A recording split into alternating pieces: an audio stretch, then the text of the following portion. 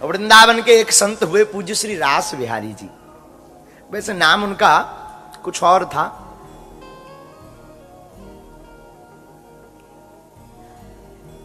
उनको सब लोग आत्मानंद, रास बिहारी, ऐसे 3-4 नामों से कहते थे, पर एक प्यारा नाम उनका चलता था, दद्दू। दद्दू एक ऐसी साधुओं की भाषा का नाम। वो यमुना उस पार रहते थे। एक ब्राह्मण ने उनको एक कथा बताई कि ब्राह्मण देवता एक नदी के उस पार शिवजी के मंदिर में पूजा करने जाते थे, पूजन रोज। तो गांव का चरवाहा जो गाय भैंस चराता था,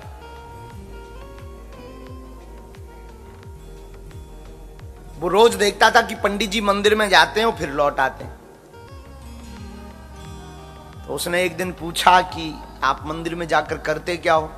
तो पंडित जी ने मुस्कुराकर कह दिया, पूजा। अब वो गांव का चरवाहा, गाय भैंस चराने वाला व्यक्ति, अंगूठा छाप, पढ़ा लिखा तो था नहीं, उसे लगा पूजा का मतलब पूजा। वो पिटाई को ही पूजा मानता था, उसे ज्यादा ज्ञान तो था नहीं, तो वो पिटाई को पूजा मानता था। उसने कहा कि इससे क्या होता? बोले इससे भगवान प्रसन्न होते हैं। अच्छा, नियम क्या है? नियम कुछ नहीं, एवरीडे करनी चाहिए, रोज, प्रतिदिन, अनवरत, लगातार। उस गांव के चरवाहे ने संकल्प कर लिया कि अब हम भी रोज पूजा करेंगे। तो जो आचार्य थे, पुरोहित थे, पंडित जी थे, वो तो जाते थे तो भगवान को स्नान कराते, तिलक, चंदन, माला, पुष्प, दीप, नैवेद्य, अगरबत्ती, वंदना, स्तुति, स्तोत्रम आदि आदि से भगवान की पूजन अर्चन करते थे। और ये जाता था, जैसे ही पंडित जी बाहर निकलते थे तो ये अंदर जाता था, तो एक लकड़ी लेकर जाता था और दे सुटाई, रोज 4-5। एक बार बरसात हुई तो नदी में पानी आ गया, बाढ़ आ गई। तो पंडित जी ने सोचा कि अब बाढ़ बहुत ज्यादा है, भगवान हमको माफ करना, हम आज नहीं आ पाएंगे, कल पूजा करेंगे। तो वो पानी के नदी को देख करके भयभीत हो गए और पंडित जी ने दूर से ही प्रणाम किया, अब राम राम है, अब हम वापस जा रहे हैं। लेकिन वो गांव का चरवाहा आया, उसने देखा नदी में पानी है पर पूजा तो करनी है,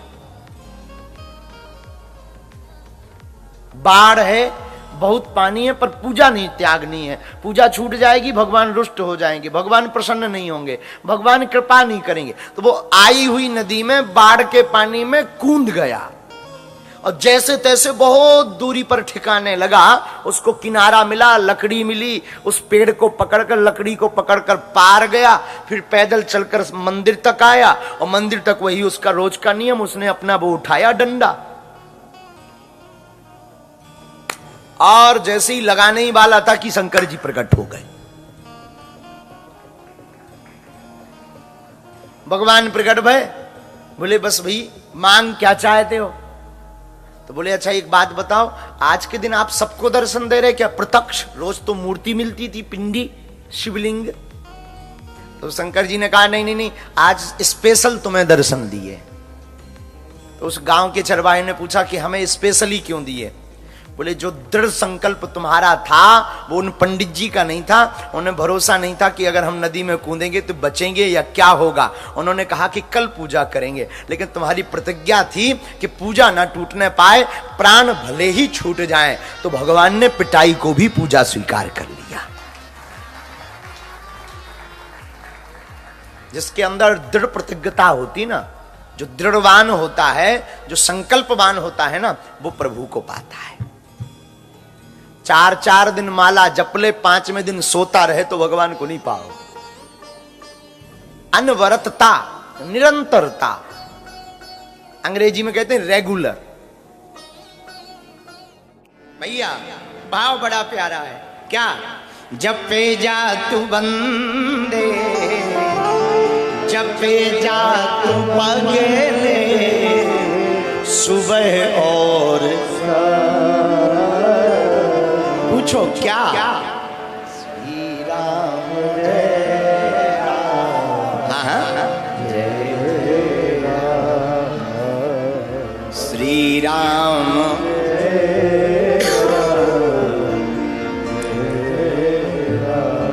आज की कथा का सूत्र है, भगवान खोजने से नहीं मिलते। कैसे मिलते हैं? खो जाने से। इस बात का उत्तर नारद भक्ति सूत्र में भगवान ने दिया।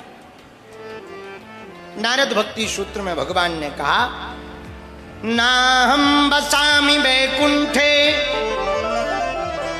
योगिनां हृदयेन च मद्भक्ता यत्र गायन्ति तत्र तिष्ठामि नारदा। नारद जी से भगवान कहते, नारद जी सुनो, ना हम वैकुंठ में रहते, ना हम योगियों के हृदय में रहते। तो किसी ने भगवान से पूछा कि आप कहाँ रहते? भगवान बोले, भैया नारद जी, जहां हमारे भक्त हमारा कीर्तन करते, हमें बुलाते, हम वहीं रहते हैं। मद्भक्ता यत्र गायन्ति तत्र तिष्ठामि नारदा। जहां हमारे कीर्तन को, भजन को गाया जाता, वहीं हम बैठते हैं। बोलो सीताराम। अरे जरा जोर से बोलो पागलो। साधु जी, साधु जी, साधु जी। इसलिए भगवान को खोजो मत, भगवान में खो जाओ। एक बात और बोले, कह दो, बोलो। सुख को भी मत खोजो, शिव को खोजो। सुख को भी मत खोजो, शिव को खोजो। सुख अपने आप मिल जाएगा। भगवान मिलेंगे तो सब मिल जाएगा। भाई देखो, आप विष्णु भगवान की पूजा करो, भगवान विष्णु तुम्हारे घर आ जाएं, कितने दिन रहेंगे? 2-4 दिन, 2-4 महीना, फिर तो अपने घर जाएंगे। बोलो हाँ या ना? मानो लक्ष्मी जी की पूजा करते कुछ लोग दीपावली पे, जय लक्ष्मी माता, हे लक्ष्मी माता, हमारे घर पर ही खुले तुम्हारा खाता। जय लक्ष्मी माता, जय लक्ष्मी माता, लक्ष्मी मैया बर दे, अमेरिका का सारा सोना मेरे घर धर दे। हम लोग आरती गाते, प्रार्थना करते, लक्ष्मी माता की जय हो। अच्छा, आदमी बड़ा विचित्र, दीपावली को एकदम जय लक्ष्मी माता, जय लक्ष्मी माता। लेकिन एक बात भूल जाता, लक्ष्मी माता दीपावली को घर आ जाएंगी, कितने दिन रहेंगी? 15 दिन, 20 दिन, 2 महीना, 2 साल। बाद में तो बैकुंठी जाएंगी, जहां नारायण होंगे। यदि नारायण को बुला लिया जाएगा तो लक्ष्मी माता कभी घर छोड़कर नहीं जाएंगे। तो कुछ लोग हमसे कहते, पैसा रुकता नहीं है। रुकेगा? लक्ष्मी माता जाएंगी तो घर पे ही। एक काम करो, नारायण को बुला दो, फिर रुकने लगेंगी। बोलो सीताराम, जोर से बोलो। तो भगवान, मेरे पागलो, सुख को मत खोजो, खोजना है तो शिव को मत खोजो। सुख को मत खोजो, खोजना है तो शिव को खोजो। भगवान को मत खोजो, खोजना ही है तो भगवान में खो जाओ। क्या हो जाओ? और हमें लगता है, एक बात और कहते कहते हम पूरी बात करते चलें, फिर कथा कहें। खोज भगवान की नहीं होनी चाहिए, खुद में इंसान की होनी चाहिए। तुम भगवान से तो पूछते हो, हमसे पूछते कि भगवान है कि नहीं। हम यदि तुमसे पूछ लें कि तुम इंसान हो कि नहीं, फिर कैसा लगेगा? अच्छा लगेगा या बुरा लगेगा? अरे खोजना है तो भगवान को क्या खोजना, खोजना ही है तो खुद में इंसान को खोजो। जब तुम्हारे अंदर का इंसान तुम्हें मिल जाएगा, आत्म दर्शन हो जाएंगे, तो परमात्मा की भी दर्शन हो जाएंगे। इसलिए मेरे पागलो, भगवान में खो जाओ। किस में खो जाओ?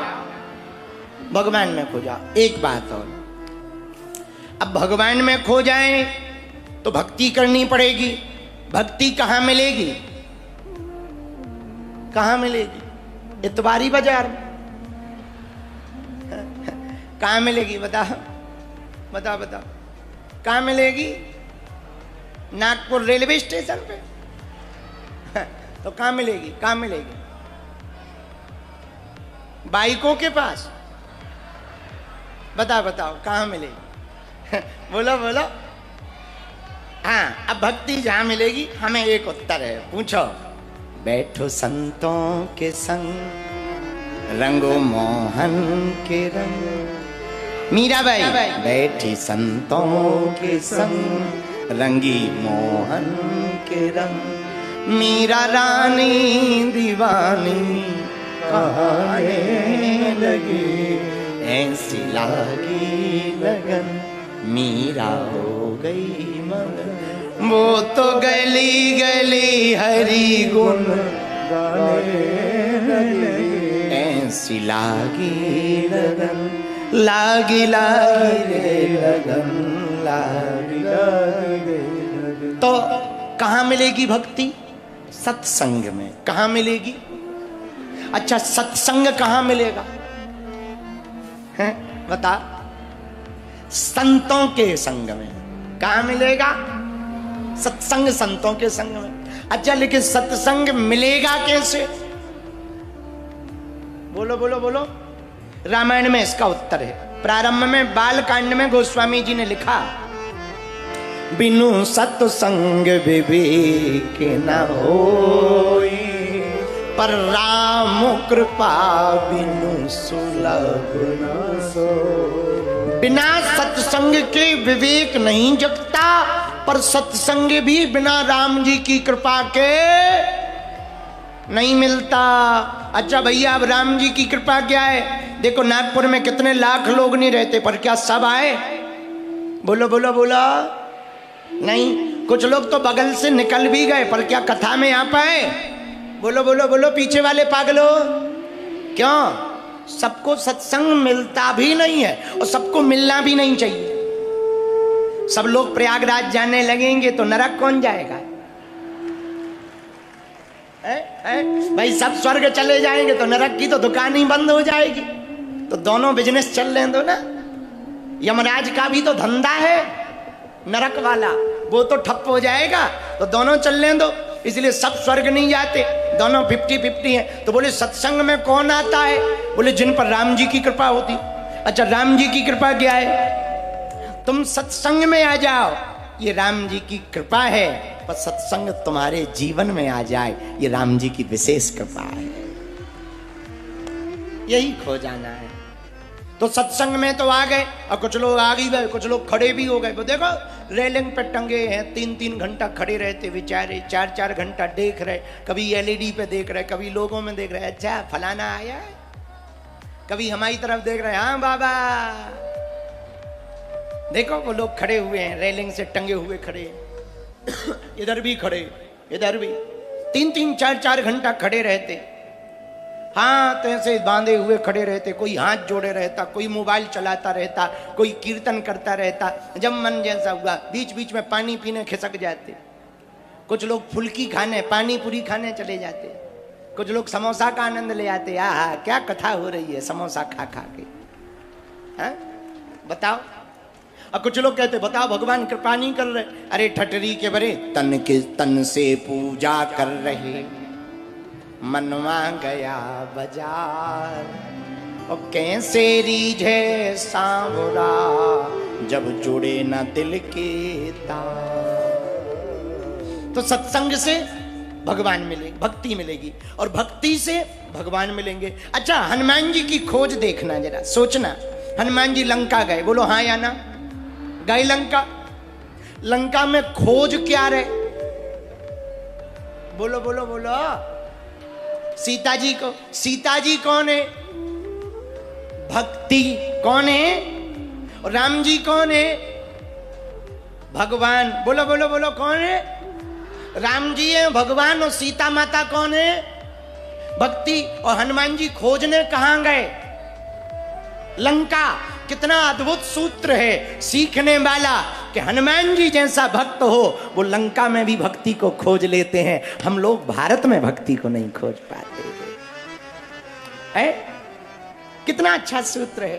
तो हनुमान जी लंका में भी भक्ति माता को खोज लेते। बोलो सीताराम। तो भक्ति कहां मिलेगी? सत्संग में। तो क्या हनुमान जी ने लंका में सत्संग किया? किया। कथा सुनाई, माता जानकी जी को सुनाई, विभीषण से भी कथा वार्ता हुई, तो भक्ति प्राप्त हुई। बोलो सीताराम। नाम राम अद्भुत है। ये वही महामंत्र जिसको भोले बाबा जपते हैं तो काशी में मुक्ति दे देती है, इस नाम से, केवल राम से। महामंत्र जोई जपते महेशु, काशी मुक्ति हेतु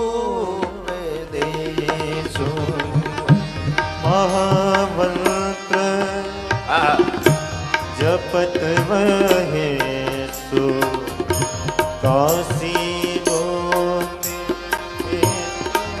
उपदेशो महामंत्र जोई जपत महेशो काशी मोती